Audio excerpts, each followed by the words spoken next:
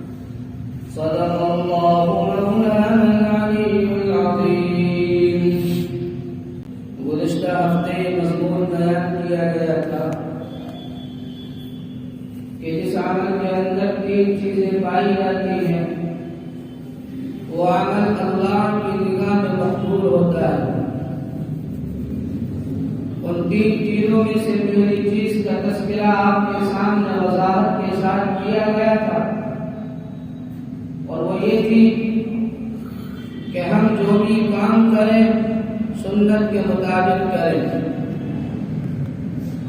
یہ دیکھیں کہ اس کام کو جناب رسول اللہ صلی اللہ علیہ وسلم نے کس طریقے پر کیا ہے۔ ایک ایمان والے کی ذمہ داری بنتی ہے کہ اس کا ہر عمل ہر کام سنت کے مطابق ہو۔ اس کی معاشرت، رہنے سہنے کا طریقہ، زندگی گزارنے کا طریقہ، اس کا لباس، اس کی وضاحت، ملنے جلنے کا طریقہ، خوشی کی تقریبات اور غم کے موقع پر کیا تعلیمات ہیں جناب رسول اللہ صلی اللہ علیہ وسلم کی، ان تعلیمات کو وہ اختیار کرنے والا ہو۔ تو میری شرط یہ ہے کہ ہر عمل، ہر کام ہمارا اور آپ کا اور ایک ایمان والے کا سنت کے مطابق ہو۔ دوسری چیز، جس کام کو ہم کرنے جا رہے ہیں اس کام کے اندر اخلاص ہونا چاہیے۔ وہ کام اللہ کی رضا کے لیے، اللہ کی خوشنودی کے لیے ہونا چاہیے، نام نمود، ریاکاری، دکھلاوا اور شہرت مقصود نہ ہو۔ اس لیے کہ چھوٹا سے چھوٹا عمل جس میں اخلاص ہوتا ہے، اللہ کی ذات پیش نظر ہوتی ہے، اللہ کی رضا مقصود ہوتی ہے، وہ معمولی سا کام اللہ کے یہاں بڑا قیمتی اور وزنی ہوا کرتا ہے۔ اس کے بالمقابل ایک بہت بڑا کام کیا جا رہا ہے، لیکن اس میں دکھلاوا ہے، اس میں ریاکاری ہے، اس میں شہرت مقصود ہے، تو اللہ کے یہاں اس عمل کی مچھر کے پر کے برابر بھی کوئی حیثیت نہیں۔ اس لیے ہمیں اپنی نیت کو صحیح کرنا چاہیے۔ امام محمد غزالی علیہ الرحمہ نے اپنی کتاب احیاء العلوم کے اندر ایک واقعہ نقل کیا ہے، جس سے اندازہ ہوتا ہے کہ اخلاص کے ساتھ کیا جانے والا عمل کتنی طاقت رکھتا ہے اور اس کے اندر کتنی برکت ہوتی ہے اور اللہ کی جانب سے کس طرح مدد کی جاتی ہے۔ واقعہ یہ نقل کیا ہے کہ بنی اسرائیل میں ایک شخص تھا جو بہت بڑا عبادت گزار تھا، متقی اور پرہیزگار تھا۔ ایک موقع پر کچھ لوگ اس کے پاس آئے اور ایک قوم کا تذکرہ کرنے لگے اور یہ کہنے لگے کہ یہاں پر ایک قوم بستی ہے جو ایک درخت کی اور ایک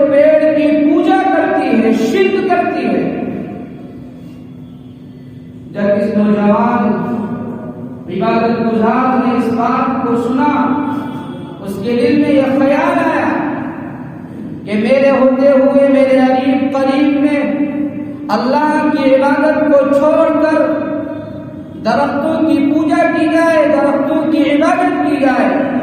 چنانچہ اس نے اپنے کمرے سے ایک کلہاڑا نکالا اور اس کلہاڑے کو اپنے کندھے پر رکھا اور درخت کو کاٹنے کے ارادے سے چل دیا۔ چنانچہ یہ کچھ دور چلتا ہے، کچھ دور چلنے کے بعد ایک شیطان جو بوڑھے مرد کی شکل میں ملتا ہے، اس سے کہتا ہے کہ تم کہاں جا رہے ہو یہ کلہاڑا لے کر؟ وہ نوجوان عالم کہتا ہے کہ مجھے اس درخت کو کاٹنا ہے، قریب میں ایک قوم اس کی پوجا اور اس کی عبادت کرتی ہے۔ وہ شیطان جو بوڑھے مرد کی شکل میں ملا تھا اس عبادت گزار نوجوان سے کہتا ہے کہ تم کیوں اللہ کی عبادت چھوڑ کر ایک بیکار کام کے لیے جا رہے ہو؟ تمہیں پیڑ کاٹ کر کیا ملے گا؟ اس نوجوان نے کہا کہ ٹھیک ہے، مجھے کچھ نہیں ملے گا، لیکن یاد رکھو دنیا کے اعتبار سے مجھے کچھ نہیں ملے گا، لیکن اخروی اعتبار سے یہ بھی بہت بڑی عبادت ہے۔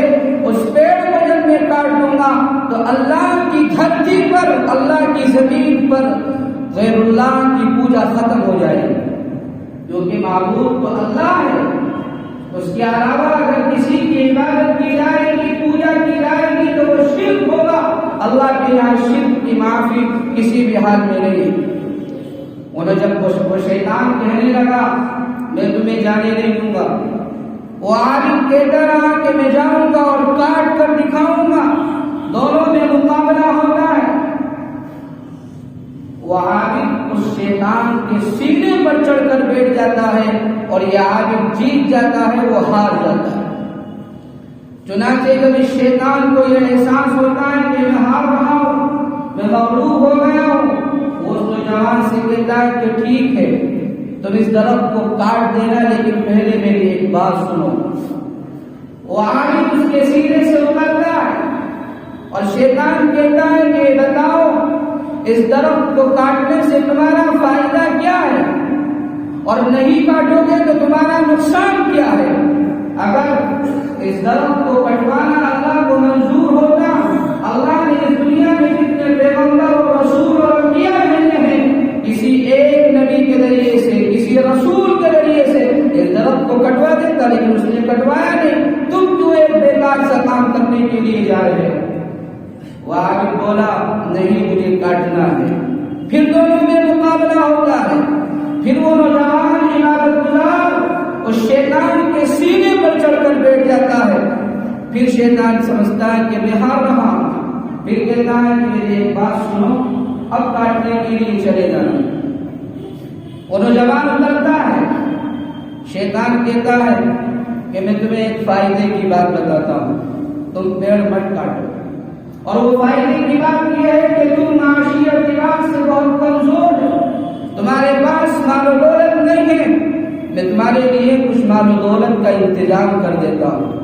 میں روزانہ تمہیں 3 دینار جو سونے کے ہوتے ہیں وہ تمہیں دیا کروں گا، اور تم سونے کے لیے جو تکیہ لگاتے ہو اس تکیے کے نیچے شام کے وقت میں وہ 3 دینار تمہیں روزانہ مل جائے گا۔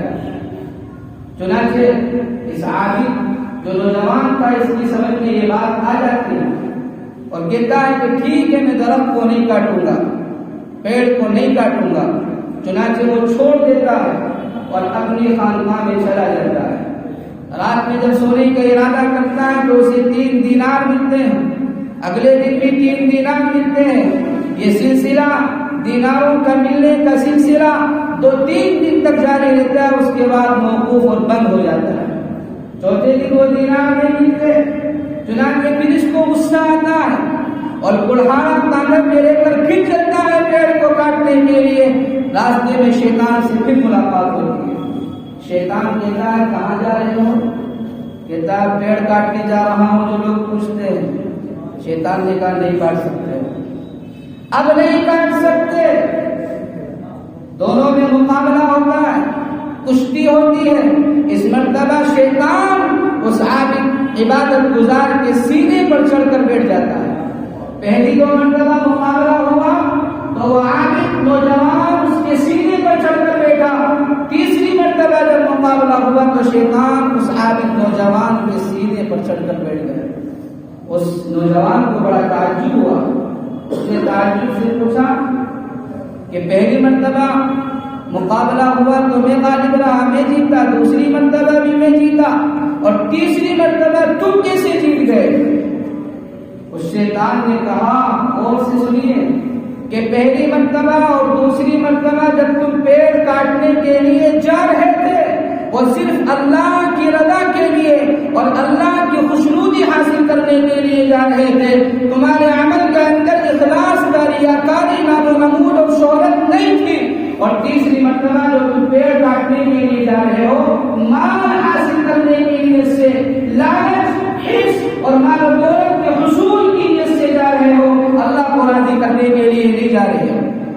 اس واقعے سے معلوم ہوگا کہ جو کام اخلاص کے ساتھ کیا جاتا ہے اور جس کام میں اللہ کی خوشنودی پیش نظر ہوتی ہے اس کے اندر طاقت بھی ہوتی ہے، اس کے اندر قوت بھی ہوتی ہے، اور اس میں برکت اور اللہ کی جانب سے مدد بھی ہوتی ہے۔ اس کے مقابلے میں جو کام مال و دولت کو حاصل کرنے کے لیے سے کیا جاتا ہے، لوگوں میں دکھلاوے کے طور پر، شہرت کے طور پر اور ریاکاری کے طور پر کیا جاتا ہے، نہ تو اس میں کوئی برکت ہوتی ہے اور نہ اللہ کی جانب سے کوئی مدد ہوتی ہے اور نہ اس کے اندر کوئی طاقت و قوت ہوتی ہے، بلکہ وہ وبال کا ذریعہ بنتا ہے۔ تو دوسری چیز عمل کے مقبول ہونے کے لیے اخلاص ہے کہ جو کام ہم کر رہے ہیں وہ اللہ کے لیے ہونا چاہیے، اللہ کو راضی اور خوش کرنے کے لیے ہونا چاہیے۔ تیسری چیز توکل ہے، بھروسہ ہے، اس کی وضاحت انشاءاللہ آئندہ جمعے میں کی جائے گی۔ اللہ تعالی ہم سب کو اخلاص کے ساتھ عبادت کرنے کی اور جو بھی ہم کام اللہ کو راضی کرنے کے لیے کر رہے ہیں خالص اللہ کے لیے کیا کریں۔ اللہ ہم سب کو عمل کی توفیق عنایت فرمائے۔